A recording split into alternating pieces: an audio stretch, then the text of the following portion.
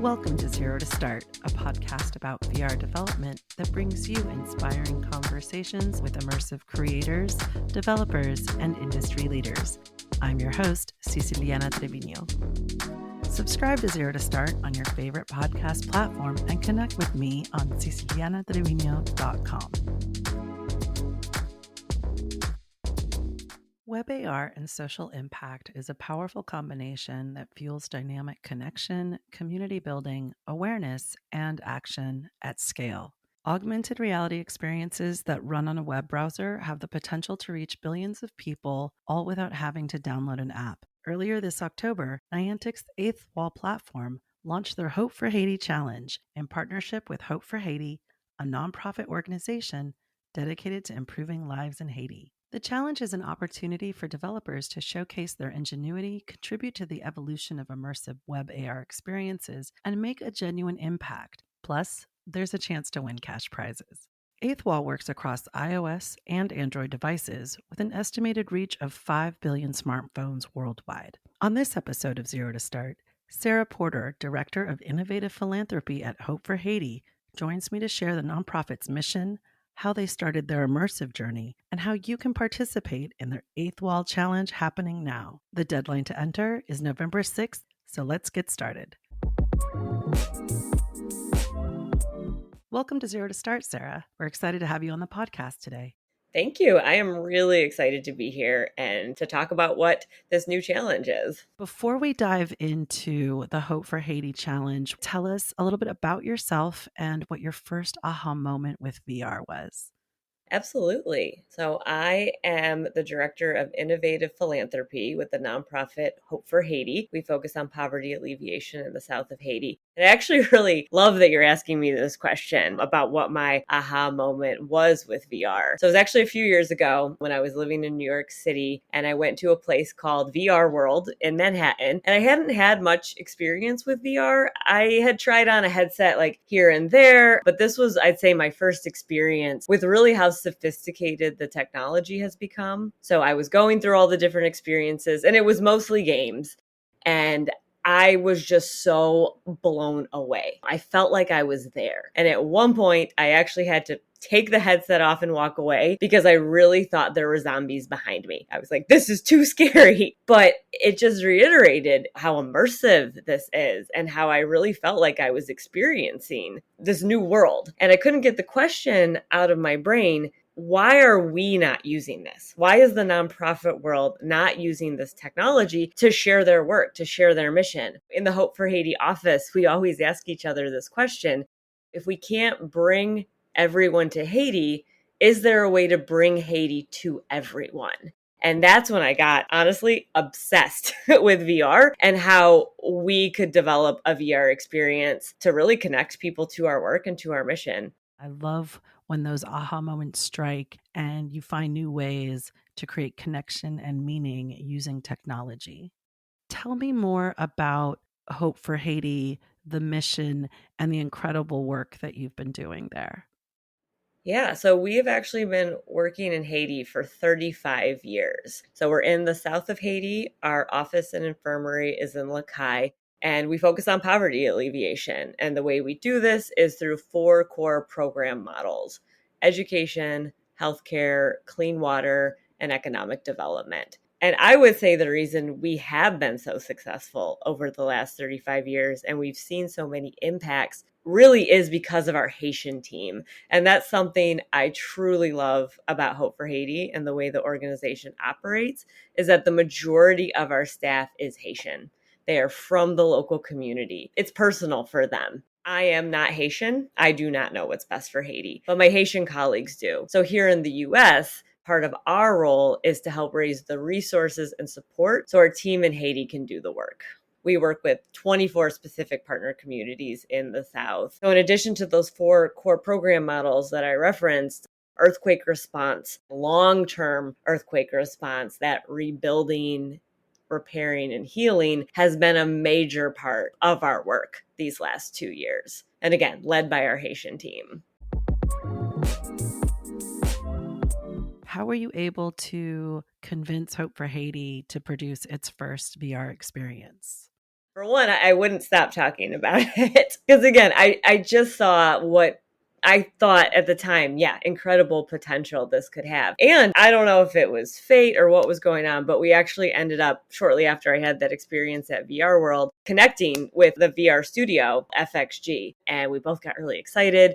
They had never had a nonprofit partner before. They wanted to get into more social impact work. I was clearly the one saying, like, I think we should give this VR thing a try. And this was also during the height of COVID. So we were all at home. We were not able to have in-person events. Everything was online, so many virtual events. And I think that's something as we come out of the pandemic or this phase, whatever we're in currently, a lot of that has stayed. A lot of stuff is still online. It's still digital. And I think the landscape of philanthropy is really changing. And there's a need for nonprofits to be able to keep up with that and meet people where they are, meet their donors and supporters where they are. So we were able to come up with a scope of work and say, okay, if we were to do this VR experience was to focus on Haiti, what would that look like? And the studio FXG said, give us blueprints of one of your partner schools, send us photos, send us videos, and let's recreate via CGI a landscape of Southern Haiti and representing one of your specific schools that you work with. And I really love what they came up with. It's a 3-room schoolhouse. So there's 3 classrooms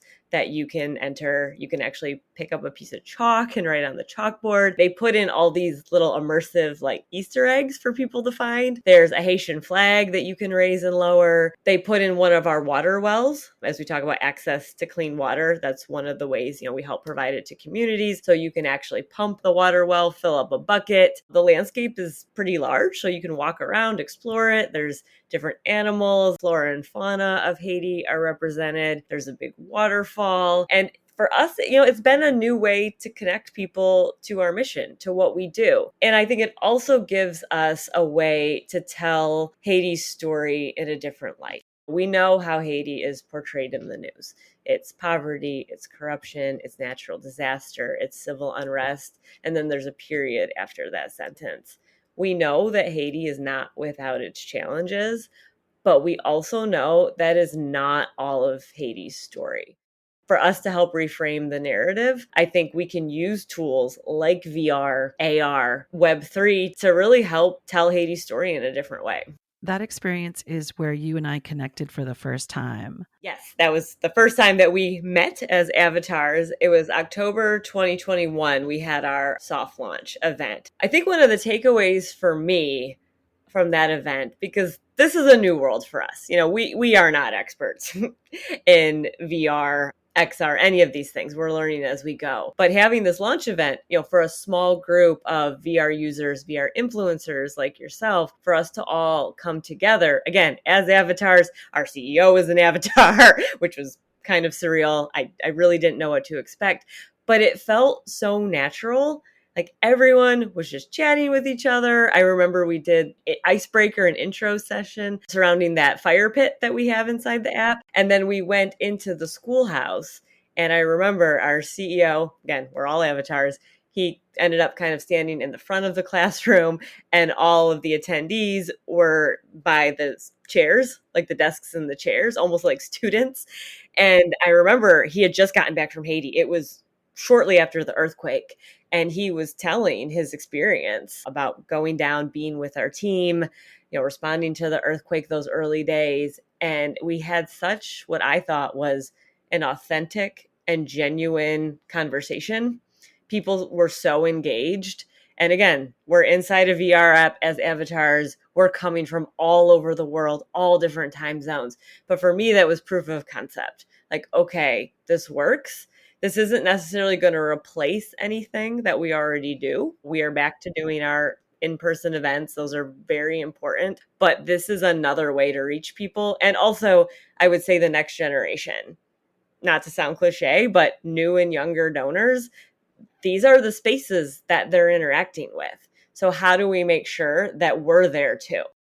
I walked away from that truly inspired. It's very impressive that with computer graphics and being in a world that looks a little bit like a video game, You don't have to have the actual representation, the 360 video, which while there are places for that as well, you can have meaningful connection to the people that you're with and to the place that you're visiting with off the shelf tools that you can use to create that digital space. So there's a suggestion of it, but it's still, we walk away with the power of the place and the people that we meet there. Did that move the needle for you? How did that inform your progress and evolution of your digital program? Yeah, this has actually gotten us into some really interesting spaces that in no way would we be in right now had we not started this journey with VR and now getting into XR more broadly. So we've been using the app at a lot of our in-person events. We've been using it at our big celebrations. We have one in New York every year and then one down in Naples, Florida. And we've gotten really good feedback. And it's so interesting because you have people that are familiar with VR, they've used it before, and I'll put the headset on them and I'll hear, "Oh my gosh, this is amazing. Oh, this is so cool." And then I like to stand next to them and say, "Oh, what are you doing right now?" And they're like, "I'm pumping the water well," or, "Oh, I just walked into the schoolhouse. Oh, I'm watching one of your organizational videos." So it's just been really fun. And then what I love is people who have never used VR before, have never put on a headset. And it's interesting too, at like some of our galas, I'll bring the headset, we'll have a little pop-up VR booth, and I'm always wondering, like, oh, are the ladies with their dresses and their hair done and their makeup going to want to put on a headset? And people, absolutely, it's interesting, it's new, they've never done it before. And hearing people say, "I've never experienced anything like this before. This is incredible." That really speaks to the power of the technology and being able to bring people to a place that they wouldn't necessarily be able to go to. Granted, it's a different version, but I've also used this at events where people have not been familiar with Hope for Haiti. We did a really cool event out in LA, and we were really just kind of getting our name out there, building community. And I had a lot of people, after they tried it, we had a great conversation about our work and about what Hope for Haiti does. The VR app is specific to our education program. So being able to share more about the work we do in education, now that they've been able to go through that experience, they had maybe 5 minutes in the app. For me, it just opens the door in a different way because now they have some context to who we are and what we do and what does our work look like in Haiti. And in addition to that, we've been at AWE the last 3 years as presenters, but also in the playground. And that's the really fun part of AWE, where you have all the different experiences that people can go through. We've gotten to show the app to hundreds, if not thousands of people over the last 3 years. And now we're exploring even more broadly. I'd say an even more accessible way for us to show our work. Which leads us right to your WebAR Hope for Haiti challenge with Niantic's Eighth Wall. Tell us all about it. I am so excited about this. I would talk about this all day if I could. And this actually came out of AWE as well. So again, directly connected to our work with VR. When I was there this past summer, I was able to meet some of the Niantic team. We had some great conversations, some really interesting follow-up meetings, and they just launched a new partnership with us, their Eighth Wall Hope for Haiti challenge. This is a challenge that they are sponsoring, and it's specific to AR developers. For the grand prize, it is $5,000 cash. Niantic will also do a spotlight blog, and then the winner gets a meeting with Niantic staff. There's 3 runner-up prizes that each get $2,000, and the categories are Hope for Haiti Mission, Best Original Storytelling, and Most Aspirational Web AR Experience. And in addition, there's 3 honorable mentions and 1 community favorite.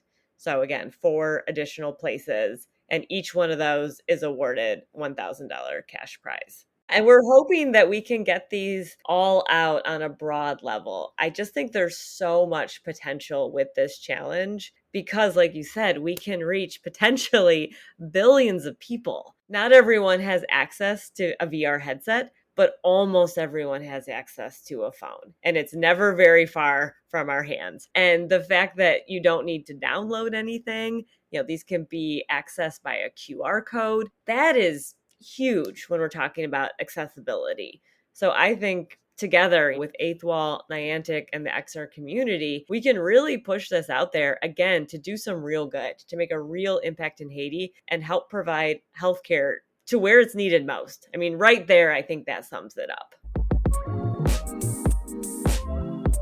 So the challenge is currently open and it'll run through November 6th. So there's definitely still time to join. Submit your AR project. 3 entries are allowed per individual or team. Projects must include a 1-minute demo video showcasing your WebAR experience. And something that's really exciting is that all the submissions will include a link to our donation page. So that way users have the option to contribute to our work. And our goal is to actually get 1,000 donations once these experiences are public. And all funds raised are going to directly support Hope for Haiti's healthcare program and being able to provide healthcare services in Haiti. So again, we're using the digital world to make an impact in the real world. And that's why I'm really hoping we can get this out more broadly. I know there's a lot of AR developers out there. There's also prizes. So not only are you doing like a good thing for the world, there's also some really amazing prizes that come with this challenge. There's truly a lot of ways for developers to tell new stories and make an impact with this challenge. Once creators have submitted their projects, how soon after November 6th are the winners announced? Yeah, it's actually a pretty quick turnaround. The winners are going to be announced on November 10th. What resources from Niantic are available to help creators? Yeah, so they're actually hosting 3 info sessions. One was our kickoff that we had on October 3rd. Myself and our CEO were part of that to share more about Hope for Haiti and what this challenge is going to be funding. And then there was a create workshop with the focus was immersive storytelling as a call to action. And then the last one is WebAR for Good, how to ignite action. Also, there is a resource guide that Niantic has for developers that have a lot of tools. They have our assets. They have a lot of info. So on the resource side, there is some things to tap into. And I've taken a look at their deck. It's really, really good. There's a lot of info in there, which will make it easier for the developer community. Fantastic. And links to those resources are in the show notes. There's also a wide variety of templates available for creators on the Eighth Wall website. It's inspiring to see you bring this powerful combination of WebAR and social impact to life with this unique challenge supported by Niantic. We are so grateful to Niantic and Eighth Wall for wanting to partner with us and having a social impact mission. I think that speaks a lot to who they are as a company and that they're launching this challenge in partnership with a nonprofit. Hope for Haiti can really help create a roadmap for other nonprofits to follow. I mean, I really want to see other nonprofits using immersive tech to help share their mission, raise awareness, and to raise donations. I mean, that is how the work gets done. You know, organizations have to secure the amount of funding necessary. So why not use tools like AR to make that happen? I mean, to me, it seems like a no-brainer. What do you think creators should consider when designing their projects? And do you have any tips to share? Yeah, I would say storytelling is probably first and foremost. We want people to walk away having a not only a better understanding of our work and what we do in Haiti and how access to healthcare really is life-changing. You know, people relate to stories, people relate to people. So as much as that can be an element in these web AR experiences. Also, just going back to like what some of the prizes are, you know, Hope for Haiti mission. So the web AR experiences that really tap into Hope for Haiti's mission and what we do, I think will be key. And then also that it's inspiring, you know, that people walk away with that call to action, wanting to learn more, wanting to join us, you know, wanting to make a donation because they know that it can help change lives. For me personally, when I play around with AR experiences, the ones that make me smile and the experiences that are interactive, immersive, they're fun. I think that will also go a long way in this challenge. And I also think it's just going to be really fun. So I hope the developers have fun with this as they're creating something that makes a real impact in the world. Is there anything else that you'd like to add about participating in the challenge and something maybe that we haven't covered? Even if you can't participate or you're not an AR developer, I would ask if you could share this with your community. We're really hoping to see a lot of submissions come in because, again, this is such an amazing partnership. So that's one ask I would have. Also, please learn more about our work. Please connect with us. Hopeforhaiti.com is our website. We're on, all the social media platforms, just at Hope for Haiti. If you're in the New York area, we actually have our big celebration event on October 27th. More information on our website. Feel free to connect with me. I love talking about this stuff. My email is just sarah@hopeforhaiti.com. Thanks so much for being on the show with me today, Sarah. I appreciate learning more about Hope for Haiti and how you're using WebAR to innovate, increase social impact, and critical donations. Thank you. I really enjoyed our conversation. I love talking about this stuff. So, again, thank you for having me on and letting me share this with your listeners. I hope this episode of Zero to Start inspires you to start exploring the world of WebAR development through the Hope for Haiti Challenge. The deadline to enter is November 6th at 11:59 p.m. Pacific. Be sure to check the show notes for links to the challenge and tools for developers at eighthwall.com. You can support Zero to Start by subscribing to us on your favorite podcast platform. Give us a rating and share this episode with your community. Until next time, happy installing.